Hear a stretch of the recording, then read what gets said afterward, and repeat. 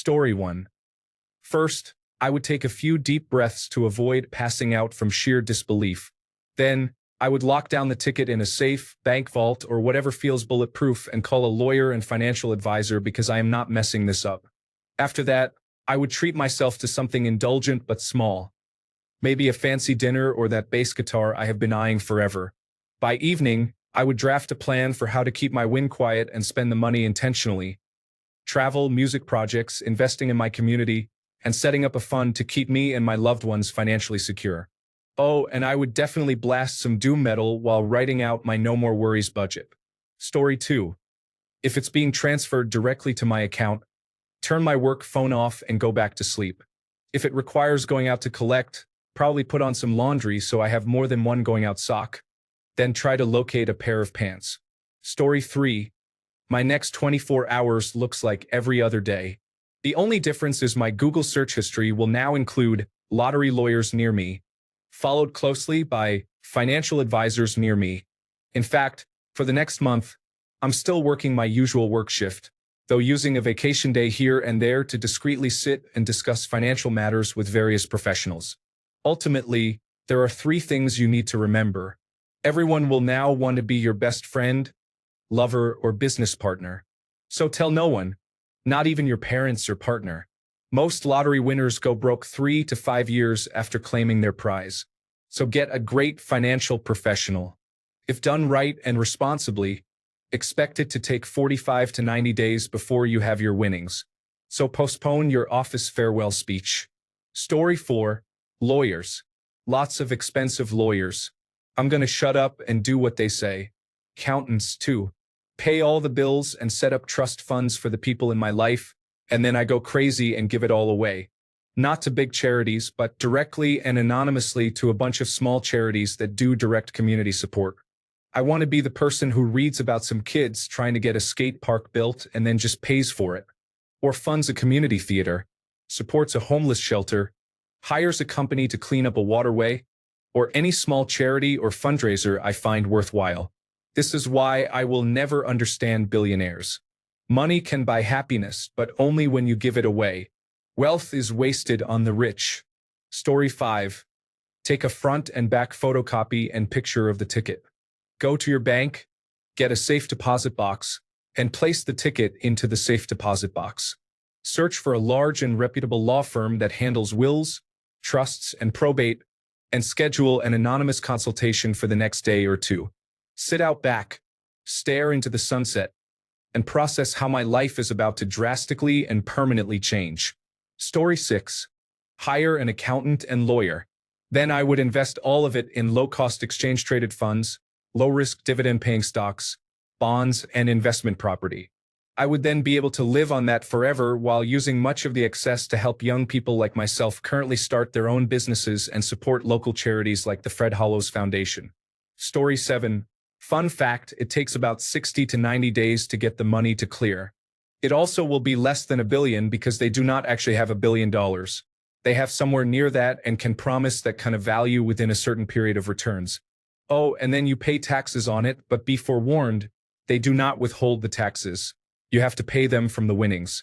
So you will get about 700 million, and after you pay the Internal Revenue Service, you will have about 380 million left over, give or take a few million all around. The first 24 hours after winning, you need to secure the ticket.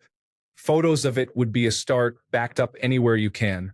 Then put it in a locked and safe location after signing the back, of course, as well. Even a bank safety deposit box is not a bad idea, but you do not have to go that far. The first 30 to 90 days before you receive the cash should be spent talking with lawyers and accountants. If you do your research, there is bound to be a large private wealth management company in your nearest big city, as well as several tax attorneys. You want to start with someone, and they can recommend others. Do your research and vet out the best. Locally, I know of many private wealth management companies that offer full services. You will work with them to create a day one plan.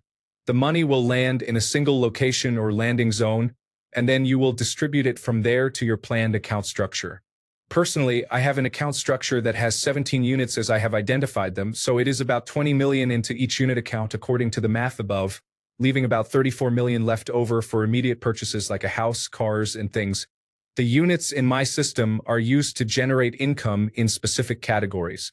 So, if we go with day 1 being the landing zone day, that probably looks like a big conference room in your fancy new wealth management office where you are all there an hour before the money is supposed to hit, with the landing zone account displayed on a large screen and someone constantly hitting refresh while everyone else drinks coffee to desperately stay awake. Nerves all around, I am sure. Then it is really on them to move the money around from the landing zone, and you can leave the office and go immediately pay cash for some things. Though I will add, a house also takes 30 days in escrow, so even if you walk into your nearest realtor's office and offer cash, you will be in the house in a month. If I win the lottery for that much as well, I am not buying a lot of cars. I might walk up to the Porsche dealer and custom order my 911 that day, but it will not get here for 3 to 4 months with current allocations.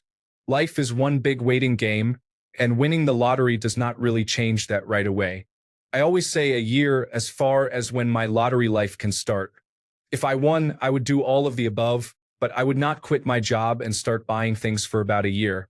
At least 3 months to do the above, then at least 3 months, maybe more for me to see how my dividends and investments pay out. I want to live off capital gains tax rates with minimal withdrawal out of the fund's base value as well to avoid ever going lottery broke. So that takes about a year to kick into effect as well. Story 8. Probably freaking out. You always hear stories of people who just went out and started buying things left and right, and then they ended up becoming poor because they owed so much in taxes and all this other stuff, and then they couldn't pay property taxes on their new mansion or something. Then they lost everything they gained. I'm a poor person, so I don't have my own broker, financial advisor, or anything else. I'd be lucky to have an extra dollar.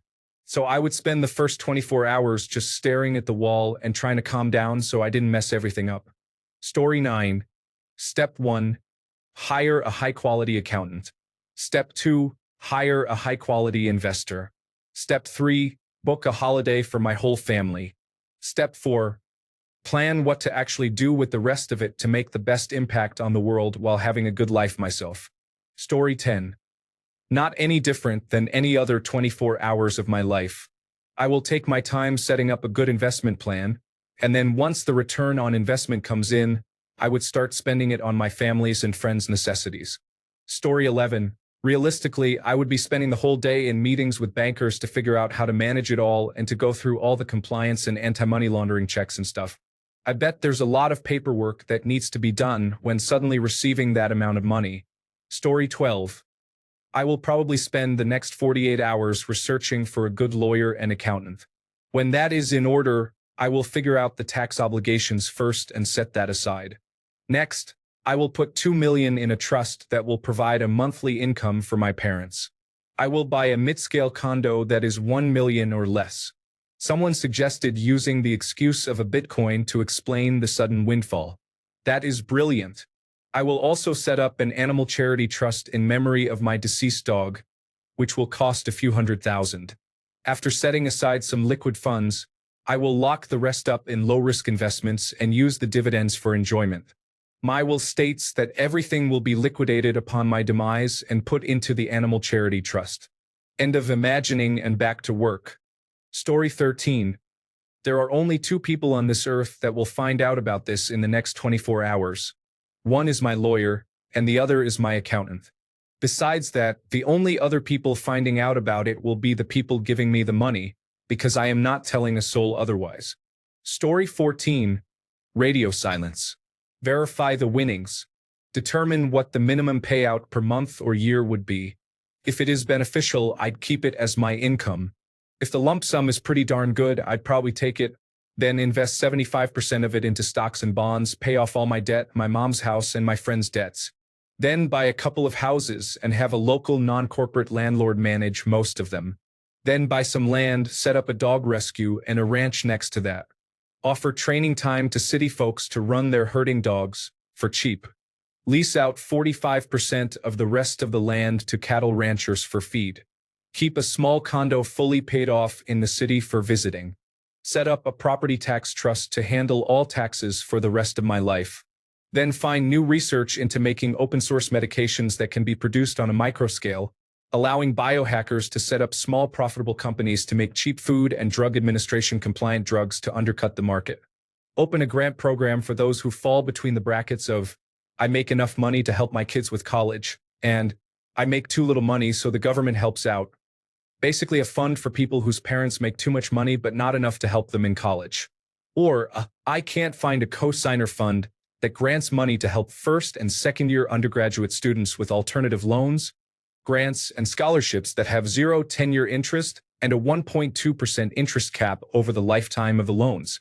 And yes, I try to do this in 24 hours because otherwise that money is going to evaporate. Story 15. I am driving to either Dallas or Atlanta and walking into the biggest law firm in the city to request a meeting with their partner who handles family law and their partner who handles business law. I will tell the attorneys I want a few things. First is a recommendation for a financial planner. Second is incorporation documents so I can claim the prize without it being directly linked to me. And third is a loan for $5 to $10 million that can be paid back as soon as the prize is claimed. The attorneys will be put on a retainer of $1 million for any future business, and the rest of the approximately $350 million will be invested in a variety of investments by the financial planner. Some portion of it will go into an annuity that will pay me about $1 million per year for 30 years. The rest can be invested in slightly riskier but higher yield accounts.